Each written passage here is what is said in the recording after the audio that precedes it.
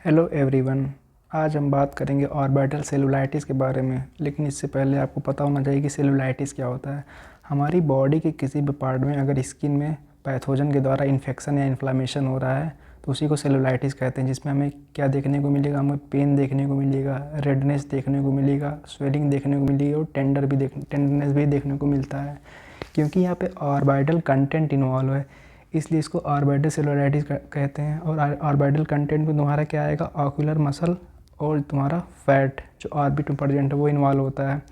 एक होता है देखो पेरी ऑर्बिटल सेलुलाइटिस। ये क्या होता है, देखो ऑर्बिटल सेलुलाइटिस और पेरी ऑर्बिटल सेलुलाइटिस ये दोनों अलग अलग डिजीज़ हैं।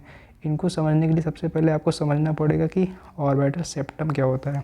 तो ऑर्बिटल सेप्टम क्या होता है, एक थिन फाइब्रस स्ट्रक्चर है जो क्या करता है, जो आईलिड है, आईलिड को सेपरेट करता है ऑर्बिट से।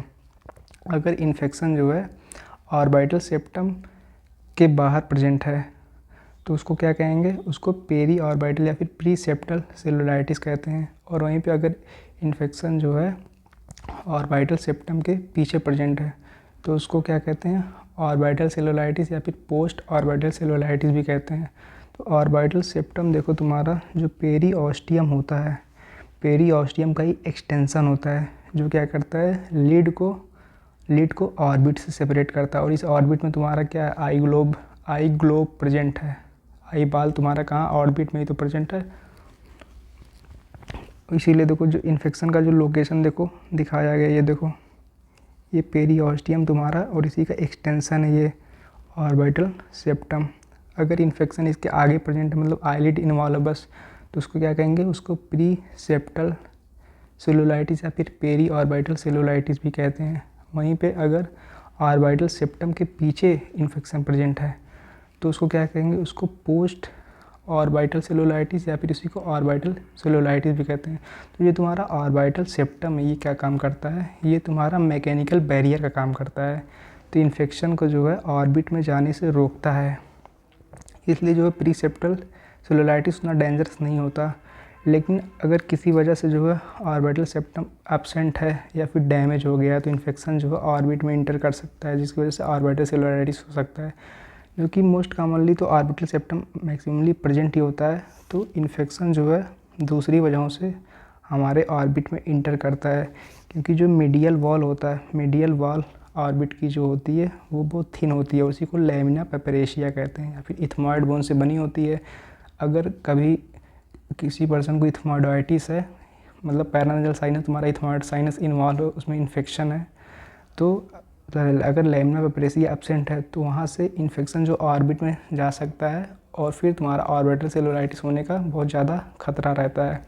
तो ये स्ट्रक्चर तो देख रहे हैं वाइट कलर का, यही तुम्हारा क्या है, यही तुम्हारा ऑर्बिटल सेप्टम, ये तुम्हारा ऑर्बिटल सेप्टम है। तो इस तरह से आप समझ सकते हैं।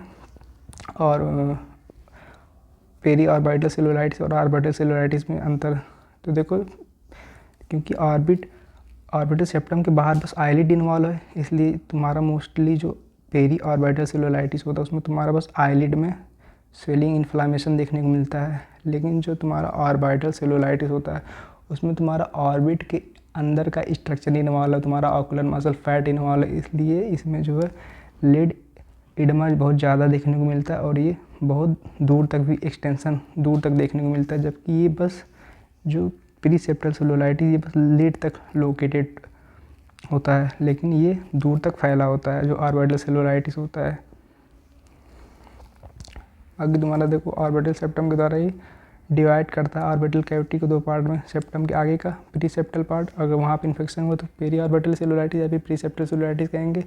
और अगर पीछे का सेप्टम के पीछे का पार्ट इन्वॉल्व है तो उससे वहाँ पे इन्फेक्शन अगर हो रहा है तो पोस्ट सेप्टल या फिर ऑर्बिटल सेलुलाइटिस कहते हैं।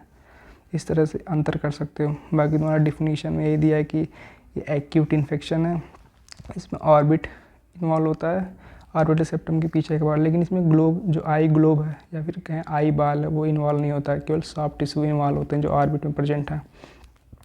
सवाल उठता है कि इन्फेक्शन हो कैसे सकता है।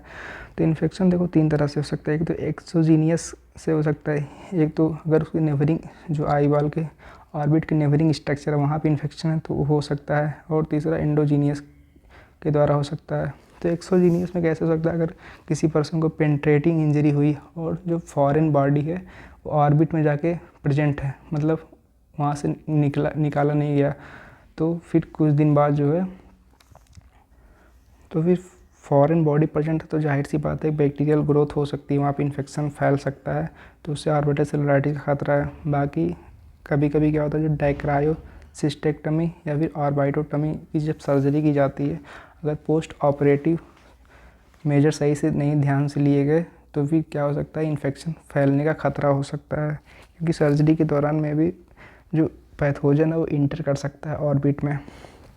और दूसरा तुम्हारा क्या, अगर नेबरिंग स्ट्रक्चर में इन्फेक्शन है जैसे कि पैरानजल साइनस, इसमें जो तुम्हारा मोस्ट कॉमनली इन्वॉल्व होता है इथमोइड साइनस इन्वॉल्व होता है, तो इथमोइडाइटिस बहुत कॉमन कॉज है ऑर्बिटल सेलुलाइटिस कराने का। या फिर अगर टीथ में इन्फेक्शन हो गया, डेंटल एब्सेस है, तब भी हो सकता है इन्फेक्शन। या फिर फेस में अगर इन्फेक्शन, फेस के किसी पार्ट में, आईलिड में इन्फेक्शन, तो वहाँ से भी फैल सकता है। इंट्राक्रेनियल कैविटी में या फिर इंट्रा ऑर्बिटल स्ट्रक्चर में इन्फेक्शन है तो वहाँ से भी ये ऑर्बिटल सेलुलाइटिस करा सकता है। या फिर अगर तुम्हारा मिडल ईयर में इन्फेक्शन है तब भी वहाँ से भी फैल सकता है।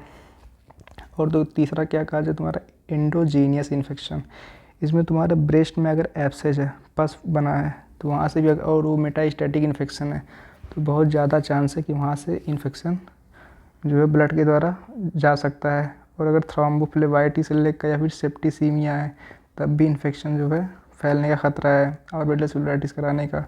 बाकी इसमें जो तुम्हारा कॉजेटिव ऑर्गेनिज्म इन्वॉल्व होता है, मोस्टली ग्राम पॉजिटिव बैक्टीरिया होते हैं, स्ट्रेप्टोकोकस निमोनी, स्टेफिलोकोकस ऑरियस और स्ट्रेप्टोकोकस पायोजिन और हीमोफिलस इन्फ्लुएंजा। लेकिन जो मोस्ट कॉमनली इन्वॉल्व होता है तुम्हारा वो तुम्हारा स्टेफिलोकोकस ऑरियस इन्वॉल्व होता है। बाकी क्लिनिकल फीचर में तुम कहीं मिलेगा स्वेलिंग रहेगी, स्वेलिंग देखने को मिलेगा, बहुत ज़्यादा पेन होगा, विजन लॉस होगा और डिप्लोपिया होगा। डिप्लोपिया मतलब डबल विजन होता है, क्योंकि देखो तुम्हारा क्या होता है, इतना ज़्यादा स्वेलिंग हो जाता है जिसकी वजह से क्या होता है, रेस्ट्रिक्टेड मूवमेंट हो जाता है। मूवमेंट रेस्ट्रिक्टेड होने की वजह से क्या होता है, पर्सन आई को मूव नहीं कर पाता। एक आई अगर नीचे की तरफ ऊपर की तरफ मूव किया है तो ये आई तो यहीं पर रहेगी, मूव नहीं कर पाता, रिस्ट्रिक्टेड मूवमेंट ऑफ मसल की वजह से, जिसकी वजह से क्या होता है, डबल विजन होने लगता है, इसलिए डिप्लोपिया देखा जाता है।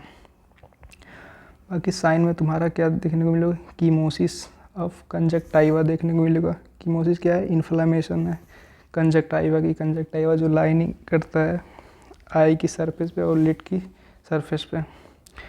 और रिस्ट्रिक्शन ऑफ ऑकुलर मूवमेंट का रिस्ट्रिक्शन देखने को मिलेगा। बाकी प्रोप्टोसिस भी देखने को मिलेगा। आई जो फॉरवर्ड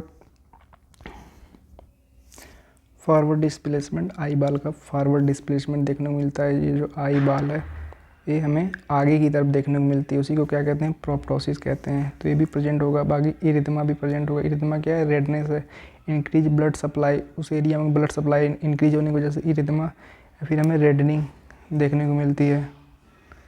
बाकी तुम्हारा लेड में इडिमा देखने को मिलेगा, जो कि आईलिड की मार्जिन के बियॉन्ड होगा, मतलब बाहर होगा।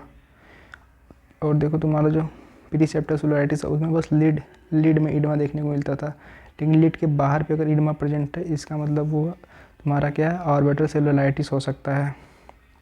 बाकी डायग्नोसिस में एमआरआई करेंगे, कंट्रास्ट इनहेंस्ड सिटी स्कैन करते हैं। उसके बाद अगर हम ट्रीटमेंट की बात करें, क्योंकि ये मोस्टली बैक्टीरिया से होता है इसलिए एंटीबायोटिक थेरेपी देते हैं इंटेंसिव। सबसे पहले तुम्हारा मेडिकल मैनेजमेंट ही करेंगे, अगर मेडिकल मैनेजमेंट के द्वारा ठीक नहीं हो रहा है उसके बाद ही सर्जरी पर जाएंगे। बाकी दर्द के लिए एनाल्जेसिक देंगे, इन्फ्लामेशन कम करने के लिए एंटी इन्फ्लामेटरी ड्रग देंगे और टॉपिकल एंटीबायोटिक आई ऑइंटमेंट भी देते हैं। बाकी नज़ल डिकंजेस्टेंट ड्रॉप भी देते हैं अगर नज़ल में कंजेशन की वजह से कोई प्रॉब्लम आ रही है।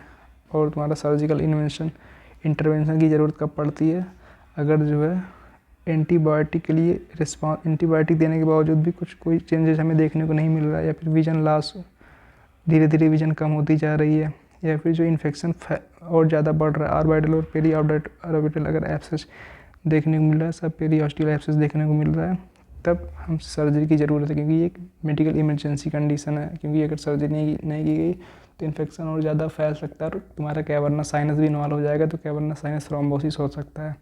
इसलिए इमीडिएट कैंथोटोमी और कैंथोलाइसिस करते हैं। कैंथोटोमी और कैंथोलाइसिस अगर नहीं पता तो मैं बता देता हूँ। जो तुम्हारा अपर और लोअर आईलिड जहाँ पे मीट करती है उस पार्ट को कैंथस कहते हैं। एक होता है मीडियल कैंथस और एक होता है लेटरल कैंथस। तो कैंथोटॉमी में क्या करते हैं, इसमें इंसीजन करते हैं, जिसके द्वारा हम क्या करते हैं, प्रेशर को रिलीज करने की कोशिश करते हैं। क्योंकि जो आईओपी इंट्राओकुलर प्रेशर भी बहुत बढ़ जाता है, क्योंकि इन्फ्लामेशन हो ही रहा है ऑकुलर टिश्यू का। ठीक है। और बाकी कैंथोलाइसिस में क्या करते हैं, जो लिगामेंट है उसको भी निकाल देते हैं और उसके द्वारा भी प्रेशर रिलीज करने की कोशिश करते हैं। बाकी अगर तुम्हारा पास बन गया है तो उसको भी निकालने की कोशिश करेंगे, तो इंसिजन और ड्रेनेज करते हैं एब्सेस का। तो ये हो गया क्या तुम्हारा, ये था तुम्हारा ऑर्बिटल सेलुलाइटिस। बाकी अगर लेक्चर अच्छा लगा हो तो लाइक करें, कमेंट करके बताएं कैसा लगा, दोस्तों के साथ शेयर करना ना भूलें। मिलते हैं नेक्स्ट वीडियो में। Thank you for watching.